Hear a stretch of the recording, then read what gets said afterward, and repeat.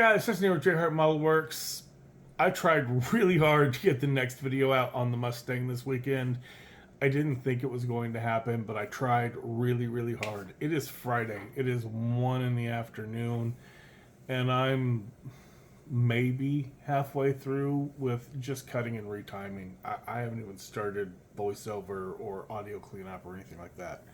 So I do not think the Mustang video is coming out this weekend. So we're going to go to Plan B, and Plan B, I have an awesome shop card from a really cool feller who hit me up in the email, said he would like to swap cards with me. If you would like one of my shop cards, my email address is down at the bottom. Just hit me up at jhartmodelworks@gmail.com.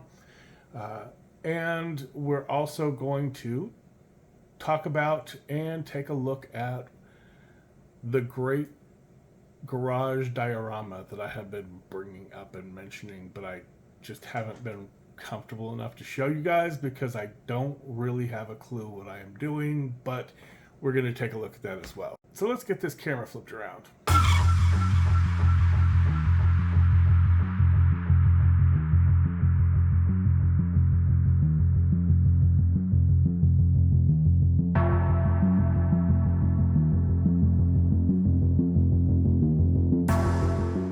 Alright, first off, we're going to start with the shop card. This comes to us from Marcus over at HotRodz Model Shop. Got an awesome card here. Trying to get the ring light to not glare on it, but yeah. That is super cool. Thank you, Marcus, for the kind words on the back. I appreciate it greatly.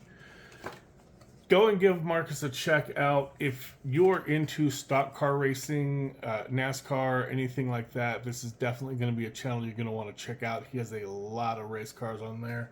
Beautiful work as well. Go and give him a check out. His link will be down in the description. It will also be up in the corner. And like I said, just give him a check out. If you like his work, give him a subscription. You know what to do. All right, so let's talk about this Garage Diorama. I will take you out to see it in a little bit. I can't bring it in here where there would be actually good lights because it's freaking massive. I've overdone it like I overdo everything. But we're going to talk about it in here, and then we'll go out later and take a look at it. Before we start, I want to apologize. There's going to be a lot of noise, like the dishwasher is running. There's people in the house. There's people in chairs that are creaking. My chair creaks. And you guys know my chair creaks because I'm old and fat. So there's going to be some noise. I'm sorry. It kind of is what it is. I also want to state that for the record, this is not a how-to on how to make a garage diorama because I don't know what I am doing. I haven't got a clue. I've already messed up a couple of times and done things horribly wrong. I've done things the hard way. Just all sorts of stuff. I've got no clue, so do not take this in any way, shape, or form as a how-to. This is not. This is just showing you guys what I've been up to. For the longest time, I've wanted a garage diorama type setup where I could take my photos because I post all my stuff online. I post it all on my Facebook profile, and when I'm done with a build, I take a set of glamour shots, which are basically just kind of final photos, but I've got this big black piece of poster board that I prop up on the wife's desk and I tape it down and shoot photos, which works. They look okay. It's pretty basic. I just kind of wanted something better. I've always kind of wanted to do it. You guys know that I keep my models in a big white Billy bookcase. So my original plan was I was going to dedicate one of those shelves to be my garage diorama, but that never really happened. And now there's no space. I'm like double stacking on every shelf, has like a double stack of model cars. I want another one, but my wife is kind of right. We don't really have the room for another one. I could make it work. Like I could move stuff around. I could get rid of some stuff, but the house is kind of small. We really don't have the room. So I kind of just never did it. And it's like 4 or 5 years now I've wanted to do this, and it's never happened. Out of nowhere, I just got this wild hair, and I just did it. I started it. I went to Hobby Lobby, not knowing a freaking clue about what I should get, what I needed to get, what I was doing, what I was going to be using. I had no clue. I just decided I was going to use some foam board and it was going to be fine. So I got several big sheets, like not the massive sheets. They've got like a really, really big sheet size, and then they've got kind of a smaller one that's more long. It's like 2 foot by 4 foot or 2 foot by something like that. I don't know the exact measurements, but it's this kind of thin black foam board. So I got about 5 big sheets of that, and I came home and I'm looking, I'm trying to figure out what I'm going to do, how I'm going to do it. The original thought was I was just going to put one sheet on the bottom and put like 2 sides and a back and just like glue it all together and go from there. And then I started thinking about the floor, and did I want to do like a checkerboard? Do I want to paint it? And I got to thinking, because the whole idea is to do like a high-end like car collection type garage. You know, things like the Shmi 150 channel, Jay Leno's Garage. I've always referred to my model kit collection as my Jay Leno's Garage, or the cars I would go buy or build if I won lottery money. So I'm looking at these high-end collections, you know, the big-time YouTuber collections. And they all have these kind of fancy garages with all this memorabilia and knickknacks and the cars and kind of like a hangout area, like a lounge type space and whatnot. And I'm like, oh, that would be kind of cool to do. And then I, you know, thinking about the floor, and, you know, a lot of them pour like epoxy floors. So I'm like, how do I get that look? And I'm thinking, and I just like, you know what? Let's just go buy a gallon of epoxy. I went off, I did some math, figured out kind of the dimensions that I was looking at and how thick I wanted it, and kind of figured out through like an online calculator that I was going to need roughly a gallon of epoxy. So go buy a gallon of 2-part clear epoxy. And I didn't really want a clear floor, so I figured I would get like this mica powder to add into it. And I figured, you know, it's shiny, it's called silver black. So if you're wondering what silver black is, it's gunmetal. It's just, that's really what it is. It's a nice dark gunmetal. So I figured I'll pigment it with this. It'll look black, it'll be shiny, reflective. It'll be awesome. It's not really what happened, but that's, well, we'll get there. So I'm looking around and I'm like, okay, so we're just gonna like make a base. So I cut about 3/4 in on all 4 sides, but I didn't cut all the way through it. If you cut foam board, but you don't cut all the way, and then you bend it, it'll snap, but one side won't completely break. It'll stay completely sealed. So you then fold that side up so that sealed edge is on the inside, and then you just tape up all the corners. And in my mind, that would be a nice sealed tub to pour my epoxy into. I think I've got this figured out. It's going to be perfect. It's going to be awesome. Do a little bit more reading while I'm kind of waiting on my epoxy to come in. And I read on one page, well, epoxy gets hot when you mix it in large quantities and you could melt your foam board. That's a bad thing. So I then get the wild idea in my mind, which actually worked. I have no idea why it worked, but it worked, that I would line the entire inside in blue painter's tape. I have no idea. But I did. I lined the whole thing in blue painter's tape. And then I decided I didn't want it to be blue. You know, I didn't want it to look blue. It's going to be clear epoxy. Yeah, it's going to have this mica powder stuff in it, but it's going to be clear epoxy. I'm going to see through it. I'm going to see blue. I don't want a blue floor. So I then go to Home Depot and get a can of like the cheapest flat black paint I can get. It's the Home Depot brand paint. I spray this stuff down. So all this blue tape is now black.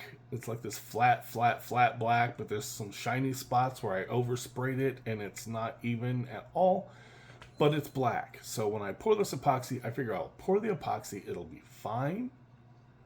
And, you know, worst case scenario, I'll just pull all the tape off and it'll all be good. You know, if I have to, I'll just spray the bottom black. It'll be fine. Epoxy finally comes in. I have to wait a couple of days because I want to do it on the weekend. So I mix up the first half of my gallon of epoxy, and I mix in some of this mica powder, and I figure it's going to turn all this color, right? No, it's got all these lines and streaks and stuff in it, and I'm like, okay, well, I'll just pour this out.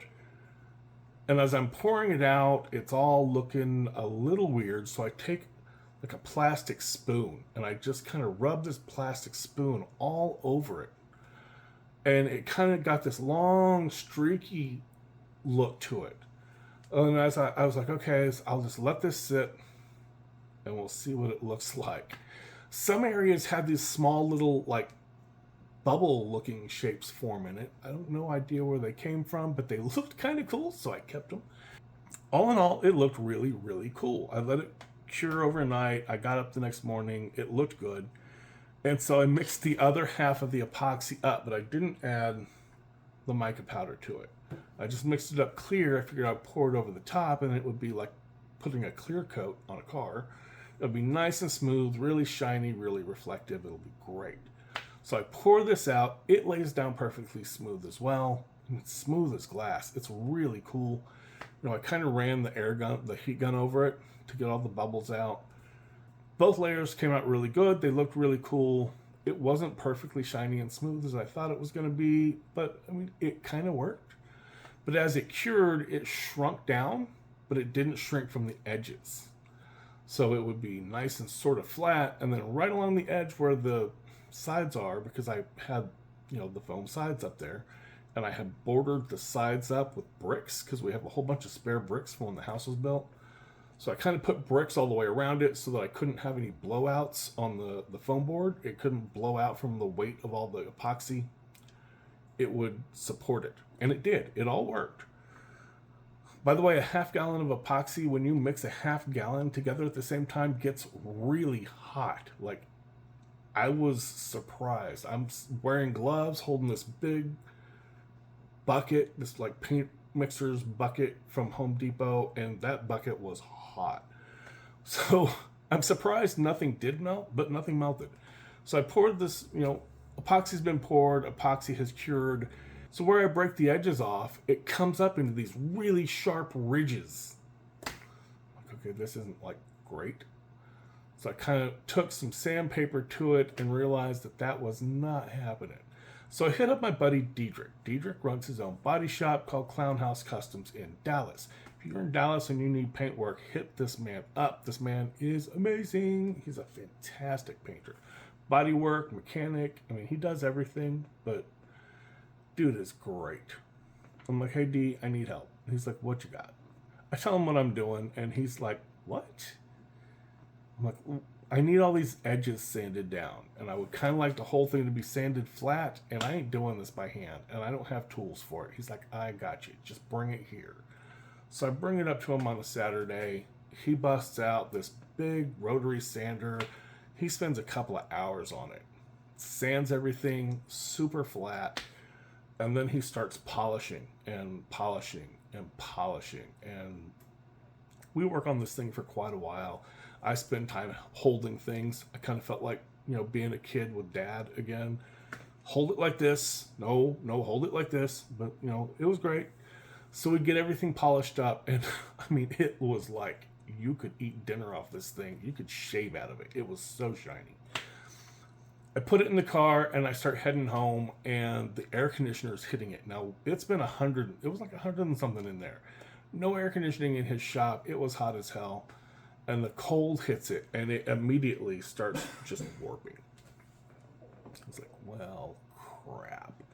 So I pulled over on the side of the freeway. I pull the thing out, and I put it face down in the trunk of my car. I drive a small little Toyota GT86 that is super dark metallic gray. We call it asphalt gray. I put it in the trunk. It got nice and hot on the way home, and everything weighted back down, and it flattened itself out. Put it back in the garage. All was good. It sort of warped a little bit again overnight, so I went to Home Depot, and I got this sheet of wooden, like MDF particle type board, like project board. And what I did was I took some 5-minute epoxy, I put the board down, I kind of cut the board to shape to match my floor. Put some epoxy down on it, set it down, bottom down, and put bricks on top of it to weigh everything down so it would stay nice and flat, and let that cure up. So that did the trick. No more warping. Phase 1 complete. I then decided to start working on the walls and the structure. I kind of wanted a square off in one corner that's going to be like a storage shed type room with a loft type lounge on top of it. And so I built this little box. I did not get it square. You'll see that later. It's not perfect, but it did good enough. I was looking at doing the walls. I didn't really know exactly how this would work. I bought some rattle can paint and I painted some scraps of this, and they dissolved practically under that paint. So I went online and I'm looking at Instagram at Scaleton's page. François is an amazing diorama builder. Looking through his stuff, and he's showing that he's applying Mod Podge to his foam. So you need to apply a layer of Mod Podge on your foam. It'll seal your foam, act as a primer, and protect your foam from your paint. So I go and I apply some Mod Podge to my foam board. Lay it there, come back the next morning, and oh my God, every sheet had been completely warped. It was terrible. Nothing was straight, nothing was flat. All of it was ruined. So I hit François with a message in Messenger. Maybe he'll answer me. Who knows? I've seen him at a couple of shows down here. He does beautiful dioramas. Just fantastic work. So I hit him up. I told him I have no idea what I'm doing, what's going on. This is what I did. I follow one of your videos. I applied the stuff. I applied my Mod Podge. The next morning, everything was warped. He's like, yeah, that foam is not going to work for what you're trying to do. It will warp every time. It will absorb that liquid, and it's going to mess up. It's too thin. What you want is XPS foam from Home Depot. Okay, so I go looking at Home Depot. XPS foam pretty much comes in 4-foot by 8-foot sheets. I drive a tiny sports car. My wife drives a Dodge Challenger. It ain't fitting in there either. So I asked my daughter, and she lets me borrow her SUV. I get up there, and it still ain't fitting in that either. So I'm in this parking lot with this giant sheet of thick XPS foam, like 1 inch thick. He said, get 1 inch thick XPS foam. 8-foot by 4-foot sheet, and I'm cutting it into like big 2-foot chunks so I can get it in my car or my daughter's SUV, get that stuff home. I do the same thing. I put everything down with the Mod Podge. It works perfect. I start looking how to glue this stuff together because I've got no clue. And I see someone suggest using Gorilla Construction Adhesive. That stuff is actually really good. It does a great job. It's glued. It is glued solid. All right, so it's time to actually glue the walls together. I used the Gorilla Construction Adhesive. I cut my sides to match the length of the depth. And then I cut the back to meet in between them. Everything's cut great. I put glue like on the ends in between the sides and the back, squished them together. I ran some toothpicks in them to hold it all kind of together and give it some stability. I added some of this Gorilla adhesive to the underside of where it's going to connect with the floor. Set it down, got everything lined up perfectly. I then took some of those bricks, put them on the inside of the walls to hold the walls so the walls don't come in. And then I put some more bricks on the outside, and then I put a sheet of this stuff over the top of it, and I put some of those bricks on top of the wall areas to weigh the wall down so it would have some pressure because I don't have any really giant clamps. I then took the little structure that I made, which is basically some square polystyrene rod. I made these little adapters. That's basically just little cubes that have one square going this way, one square going this way, and one square going up to the top, all at 90-degree angles. So I glue all the sides and the tops in and basically made a square. I didn't get it perfectly square though. You'll see that later. It's okay, I think it'll work. And then the sides are made with this, which is, you know, the foam board. The top I did using K&S sheet metal, just steel metal plate. Like here's some of the scrap off of it. So I cut a 5" by 6", I think. No, it's 5 inches by 10 inches, which would effectively in 24th scale, that is 10 feet deep by 12 feet long. But it's lined in that because there's a couple of things that are magnets, have magnets in them, and they stick down onto that floor. I then lined the floor with some adhesive felt. So the weight of the bricks held everything down. I let that sit overnight and it is incredibly solid. Like those walls aren't going nowhere. So that works. I then start looking at how to paint this stuff because rattle can paint, lacquers melt this foam.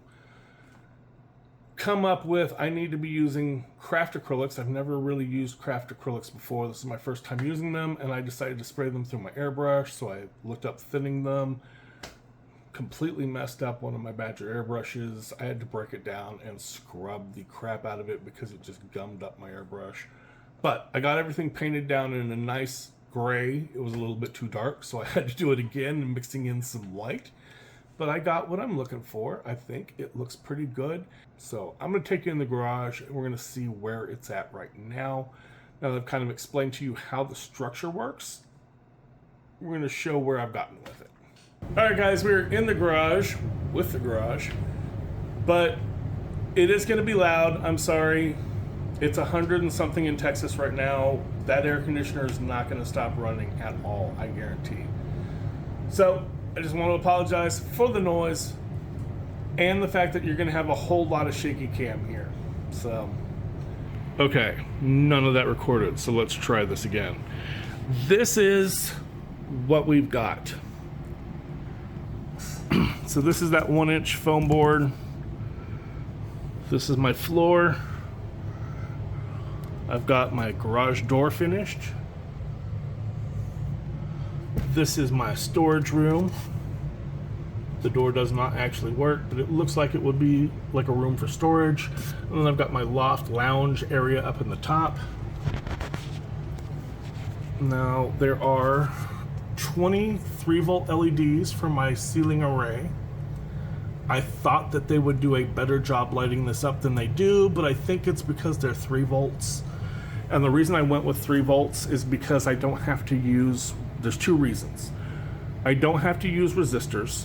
3-volt LEDs don't need resistors. So I don't have to fight with trying to get resistors through the wall or get the resistors to fit through the floor or, you know, anything like that.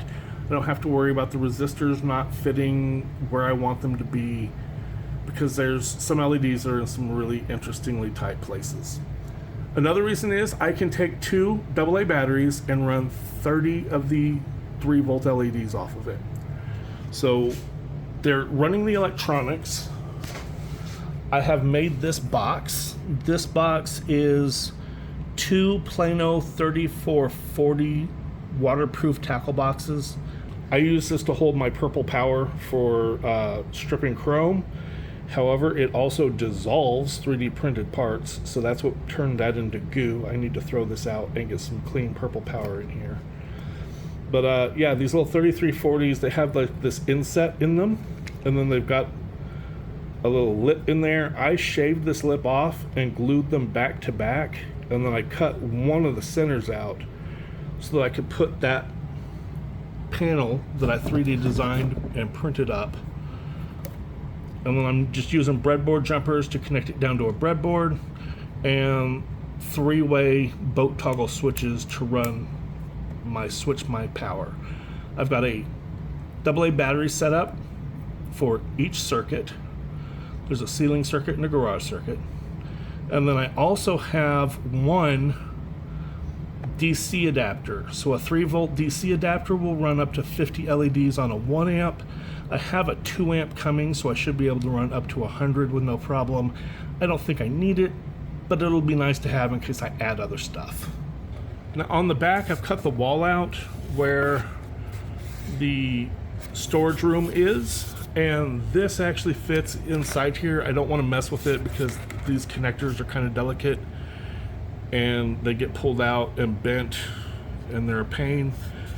It is what I've got though. But that will fit in there, so it'll be nice and well secured and hidden for transport and when I take it to a show. I do plan on taking it to one show at least. That's going to be the dedicated show in September. So this is the garage. We have our lights, which give me about that much light.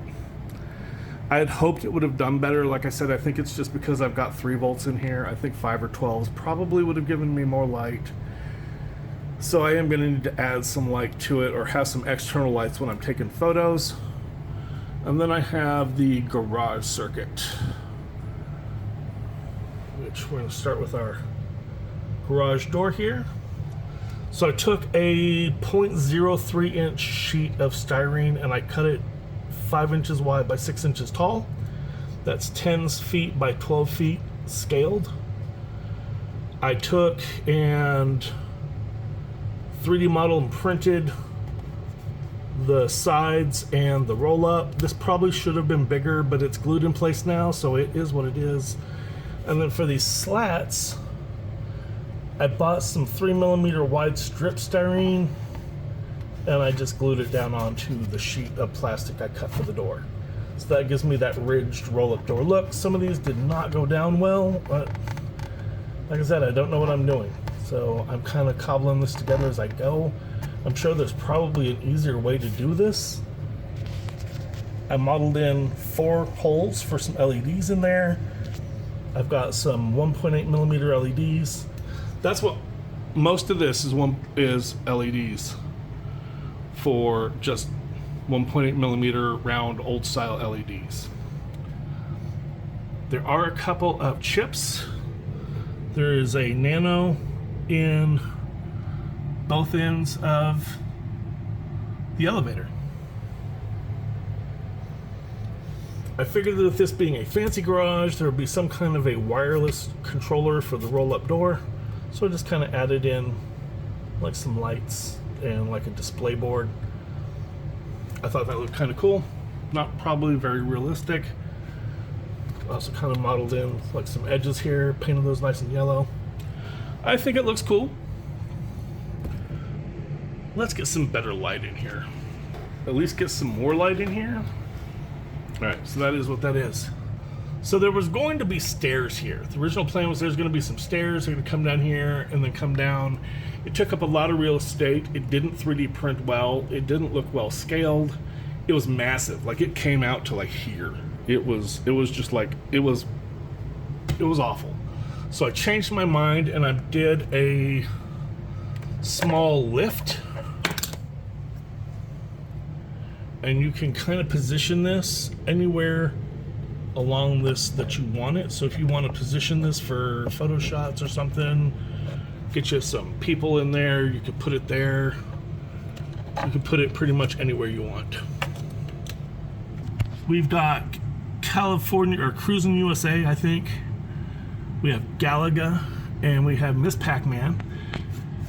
I found these online on Cults 3D. I modified them to make them hollow where the screens are and where the marquees are. I made the decals for the Gaahleri. He didn't have the Gaahleri decals. He had the Miss Pac-Man ones.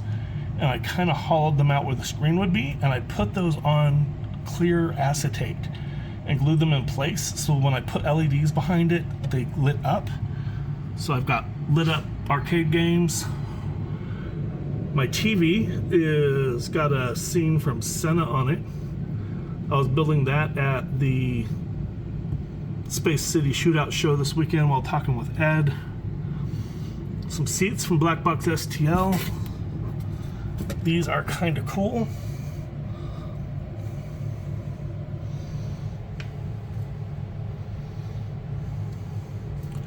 And then they've got the matching bench seat. The table is a V12 Colombo Ferrari engine. This is the Motoboss 250 GTO engine. I printed it up. I cut a piece of clear plastic to make the table, and I painted that blue, but I cut the center out so I could get the carbs to stick through it. And then I made metal pins on the four corners that hold it into place. I 3D modeled the refrigerator as well as the sink and cabinets there with the little bar. Plan is to put like a coffee maker in there, maybe some liquor bottles, maybe a shelf with some glasses and whatnot. I 3D modeled the door. It doesn't slide, but it looks like it would. It's like a barn style door. So I think it looks pretty cool.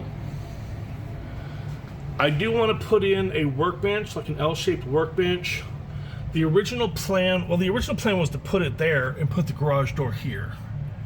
And I thought that would be too crowded. Also, I thought if I put it in here, I could just run any LEDs I wanted to put. I do want to put some like LEDs in the overhead cabinets. And I thought I could just run them through this wall, but this wall isn't straight. You can see it sticks out. There's like a 2mm gap between the front and the back. So I don't think I can do that.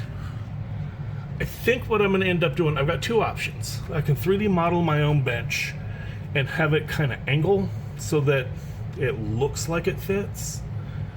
Or I can put it in this corner and I can put in some junk like some barrels or tires and maybe an old school like gas pump.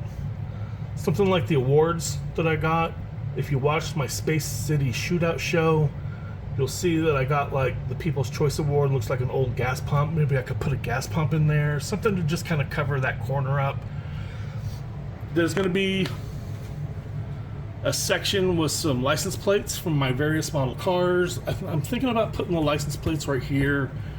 Then I'm going to do like some posters and stuff like that all over the place. But first things first, I got to get this workbench area sorted out.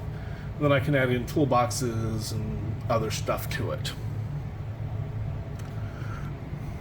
And that's what I'm talking about with some of the really cool kind of patterning in that floor.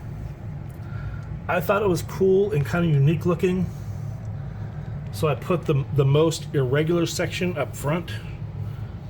And then there's kind of like some very straight sections back here. But I think that floor came out really, really cool. Alright guys, so that is it for this video. That is the garage. That's the thing I've been telling you about for weeks now that my brain will not let go of. Like every time I try to work on something else, like, you know, the Mustang or anything, my brain starts thinking about the garage and I end up working on stuff for the garage. The plan at this point is to focus on the Mustang, get the Mustang wrapped up within the next week or two, and get that completely done so that I don't have to worry about it and I can just focus on this garage and get this garage ready for the dedicated magazine show at the end of September. And then I will be free. I know I want to do the L-shaped workbench area with some overhead cabinets, a couple of big toolboxes, maybe some of the hydraulic jacks and jack stands, you know, some big tools, odds and ends, maybe an air compressor, you know, stuff like that. Maybe some decorations, like an old school like gas pump. Like I said, there's going to be a wall with some license plates on it from the cars that I've done in the past, because I for some reason don't delete a lot of things for a long time. I've deleted some of the license plates, but I have a file that is just a running like layer after layer after layer of license plates. So just stuff like that. I want to put the like tons of little like posters and stuff. I know I want to do like the 1, 2, 3 finish from the 66 Le Mans race, like the original, the official picture. Put that on the wall somewhere. Maybe some band posters from concerts from some of the bands that I really like. Who knows? Just like decorate up the walls. There's like tiny little magazines. Put some magazines on the table. Maybe 1 or 2 on the workbench. You know, here and there. Maybe some liquor bottles and like a shelf with some cups or something. Maybe a coffee maker in the lounge area, because who doesn't like coffee, right?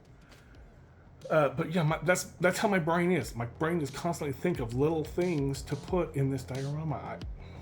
And I don't know what I'm doing, so whatever. But I've been having a lot of fun.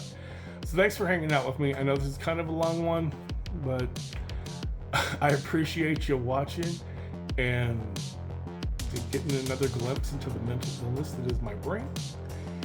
As always, thanks for watching, and I will catch you guys on the next one.